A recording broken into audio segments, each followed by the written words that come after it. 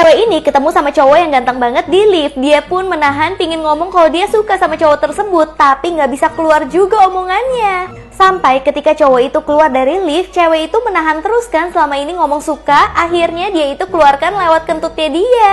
Jadi setiap dia menahan sesuatu, dia cuma bisa keluarin lewat kentutnya aja. Pas kentutnya udah lega, ternyata cowoknya masuk lift lagi dong. Si cowok pun mencium bau-bau yang gak enak banget, dan si cewek benar-benar malu banget karena ketahuan kentut. Tapi karena menahan malu, akhirnya si cewek pura-pura mati aja sampai si cowok kebingungan banget. Bocil penjual es krim ini gak suka banget kalau ngeliat tante-tante minum air putih. Jadi air putihnya langsung dibuang sama bocil tersebut ketika si tante mau minum. Si tante langsung kesel banget dong dan langsung injek-injek es krim buatan si bocil ini. Si bocil ini cuma bisa menangis doang sampai tiba-tiba ada satu cowok mengungkapkan apa yang terjadi sebenarnya. Ternyata minuman si tante itu diracun sama penjahat yang mau mencopet si tante. Dan ketika bocilnya melihat hal itu, bocilnya nggak kasih tantenya untuk minum air putih tersebut.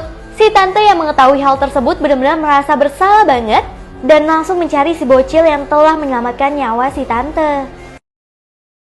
Bocil ini lagi ulang tahun, dia udah ngarep banget kalau orang tuanya akan kasih dia anjing. Tapi pas dia buka kadonya, ternyata orang tuanya malah kasih dia manusia. Karena orang tuanya mikir bocil ini kesepian, akhirnya orang tuanya berusaha untuk mengadopsi satu anak untuk menjadi adik dari bocil ini. Tapi bukannya seneng, bocil ini benar-benar malah kesel banget karena selalu dibanding-bandingkan dengan adiknya ini yang pintar dalam segala hal. Sampai suatu hari mereka itu lagi liburan keluarga. Nah, si bocil ini malah tersesat nih sama adiknya. Tapi saat dia merasa ketakutan dan udah mau mati, adiknya malah melindungi dia yang bikin dia nyaman banget. Dan ketika dia bertemu lagi dengan orang tuanya, dia pun sadar kalau adiknya dia itu juga menyenangkan kok. Bocil ini selalu dipukul sama gurunya karena mukanya dia tuh selalu kotor dan gak pernah bersih. Bahkan semakin dipukul si bocil ini selalu mukanya semakin kotor. Di situ ngebuat si temennya tuh jadi penasaran apa sih yang sebenarnya bocil ini lakukan. Ternyata selama ini mukanya kotor bukan karena bocil ini main-main, tapi bocil ini bekerja untuk memenuhi kebutuhan keluarganya. Jadi keesokan harinya saat gurunya mau memukul muka si bocil itu karena mukanya kotor lagi, si temennya langsung menahan pukulan dari si guru dan menceritakan semua yang terjadi. Di sini si gurunya langsung merasa menyesal banget. Dan bahkan gurunya juga kotorin mukanya sendiri karena saking merasa bersalahnya sama bocil ini. Bocil ini adalah murid terbodoh di kelasnya karena cuma dia doang murid satu-satunya yang gak bisa membelah kayu. Bahkan dia itu langsung dikatain sama murid lainnya dan membuat dia sangat insecure. Tapi pas dia lagi insecure, dia itu nonton film kungfu yang ada di TV-TV. Dia pun langsung pengen berusaha kalau dia itu pasti bisa menaklukkan kayu tersebut. Tapi pas dia udah yakin, ternyata dia tetap gak bisa dong matahin kayu itu dan akhirnya dia diketawain lagi. Tapi karena ketawa temennya itu ngebuat dia yakin kalau dia bisa matahin kayu tersebut dan bener aja dong. Kekuatan si bocil bahkan lebih besar daripada kekuatan murid lainnya yang bikin gurunya kaget banget. Akhirnya cowok tukang bully ini udah gak berani deh ngatain si bocil lagi. Keluarga ini aneh banget, selalu gelar tikar untuk camping di kuburan supaya si ayah bisa memperkenalkan hantu-hantu ke anaknya. Jadi ayahnya memperkenalkan kuyang, hantu terbang, atau hantu pohon pisang dan pohon nangka. Bahkan keluarga ini gak ada takutnya sama sekali yang membuat setan jadi gak punya harga diri lagi. Apalagi pas ada raksasa di depan mereka, si raksasa malah diusir begitu saja karena mengganggu pemandangan. Ternyata semua ini tuh cuma iklan lampu doang guys, jadi semua nggak akan serem selama lampu itu nyala. Setiap hari burung ini insecure banget karena dia adalah satu-satunya burung yang nggak bisa terbang sama sekali. Bahkan semakin dia kepakin sayap, semakin dia terjatuh dan tersungkur. Di sini karena dia udah kecapean banget, akhirnya dia itu pingin banget manjat orang-orangan sawah ini.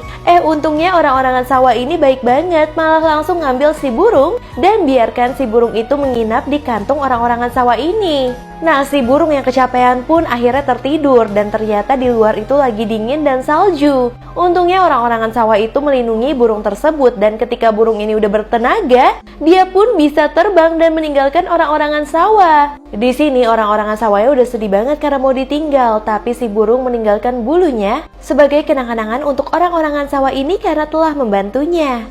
Ternyata si burung cuma butuh istirahat aja supaya bisa terbang lagi seperti burung lainnya. Nenek ini sirik banget sama nenek lain di panti jompo yang selalu dijemput sama keluarganya. Sedangkan nenek ini keluarganya gak pernah peduli sama dia sama sekali. Sampai nenek ini setengah 3 pagi dia itu cuma bisa telepon temennya supaya temennya bisa menjemput dia. Untungnya temennya langsung datang dong dan menjemput dia. Si nenek pun seneng banget karena bisa jalan-jalan. Tapi hal itu membuat nenek lain di panti jompo jadi sirik banget sama dia. Karena nenek ini masih punya teman dari kecil yang menemani dia sampai dia tua. Bahkan nenek ini juga berkumpul bersama teman-teman kecil lainnya. Ternyata gak semua orang mempunyai teman yang setia kayak gini ya. Setiap hari bocil ini sengaja terus-terusan datang telat ke sekolah sampai gurunya nggak habis pikir sama dia. Setiap bocil ini telat, si guru itu selalu pak tangannya si bocil pakai penggaris. Tapi anehnya si bocil ini nggak kapok-kapok. Setiap hari walaupun udah dipak-pak terus, si bocil ini tetap sengaja telat-telatin terus ke sekolah. Akhirnya karena gurunya penasaran, gurunya pingin tahu dong apa yang sebenarnya bocil ini lakuin. Ternyata setiap pagi bocil ini ngurusin ibunya yang sakit dulu ke rumah sakit, baru dia itu pergi ke sekolah. Dan ketika keesokan harinya bocil telat lagi, si guru malah langsung memeluk bocil ini dan minta maaf. Cowok jenius lagi main kejar-kejaran lawan cowok paling kuat sedunia. Kira-kira siapa yang menang ya? Jadi cowok jenius ini lagi mengejar cowok paling kuat di dunia, tapi cowok paling kuat itu jago banget, manjat pagar langsung loncat kayak gitu. Sayangnya cowok jenius ini pinter banget, gak mau buang-buang tenaga, tinggal buka pintu aja. Sedangkan cowok kuat ini masih muter-muter untuk turun dari genteng, tapi cowok jenius gampang banget, tinggal pakai tangga aja untuk turun. Nah, tapi di sini cowok kuat mulai menampilkan keterampilannya di mana dia bisa loncat di antara gedung kayak gini. Tapi cowok jenius menganggap itu gampang banget, dia tinggal numpang ke tukang bangunan yang lagi mindahin barang. Dan tanpa lompat dia bisa juga masuk ke dalam bangunan ini. Dan akhirnya cowok jenius lah yang lebih menang daripada cowok kuat. Kalau kalian kira-kira tim cowok kuat atau tim cowok jenius? Setiap hari bocil ini nggak pernah ke sekolah pakai seragam dan dia lebih rela untuk dipukulin gurunya daripada dia harus beli seragam tersebut. Gurunya pun bingung banget, udah setiap hari gurunya minta bocil ini untuk pakai seragam tapi bocil ini nggak pernah mau. Ternyata gurunya melihat bocil ini tuh lagi nyemir sepatu orang. Bocil bukan nggak mau pakai seragam, tapi dia nggak punya cukup uang untuk membeli seragam tersebut. Pas dia tahu kalau dia udah mau diomelin lagi, tiba-tiba gurunya langsung membelikan seragam untuk bocil ini. Bahkan si guru merasa bersalah banget karena selama ini nggak perhatian sama muridnya sendiri. Setiap ngelihat bocil yang miskin, bocil kaya ini selalu mamerin HP-nya dan kasih tahu kalau HP-nya itu iPhone yang kameranya banyak. Jadi di sini ada bocil yang benar-benar susah banget, untuk makan aja dia itu susah, harus dapat dari belas kasihan orang lain. Tapi dia itu gak pernah putus asa dan tiap hari dia selalu bekerja bawain belanjaan-belanjaan orang. Dan kebetulan dia lagi bawain belanjaan tante-tante ini. Tapi tiba-tiba anak dari tante yang melihat bocil miskin ini langsung ketawa-tawa dan pamerin HP-nya dia yang super mahal. Nah, saat dia lagi mamerin HP-nya, itu malah mengundang maling untuk ngambil HP-nya. Tapi bocil gelandangan ini langsung membantu bocil kaya itu untuk gigit si maling supaya malingnya itu pergi. Dan bocil kayanya mendapatkan handphonenya kembali. Di sini si bocil kaya langsung benar-benar merasa bersalah banget dan dia malah menjadi teman baik dari bocil yang dia hina tersebut.